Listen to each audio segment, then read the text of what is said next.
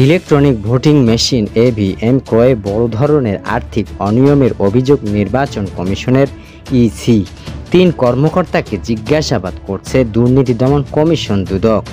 রাজধানীর সেগুনবাগিচায় দুদক প্রধান কার্যালয়ে সংস্থাটির সহকারী পরিচালক রাকিবুল হায়াত তাদের জিজ্ঞাসাবাদ করেন। জিজ্ঞাসাবাদে অংশ নেওয়া ৩ কর্মকর্তা হলেন ইসির উপসচিব ফারহাদ হোসেন, সিস্টেম অ্যানালিস্টিক ফারজানা আক্তার ও তৎকালীন senior maintenance engineer Mohammad Ashraf Hossain.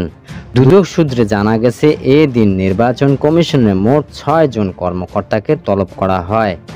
দুদকের অভিযোগে বলা হয়েছে, বিগত সরকারের সময় সাবেক প্রধান নির্বাচন কমিশনার একেএম নুরুল হুদা সহ সংশ্লিষ্টরা বা টেন্ডার ব্যতীত ও অন্য সরকারি আর্থিক বিধি লঙ্ঘন করে বাজার মূল্যের চেয়ে 10 গুণ বেশি দামে ইভিএম ক্রয় করেন। প্রতিটি মেশিনের দাম ধরা হয় প্রায় 1.5 লাখ টাকা। এতে সরকারের ক্ষতি হয়েছে প্রায় 3,172 কোটি টাকা। সংস্থাটির অনুসন্ধানের অভিযোগে প্রাথমিক সত্যতা মিলছে বলেও জানা গেছে। এই বিষয়ে তদন্ত অব্যাহত রয়েছে বলে জানিয়েছেন দুদক।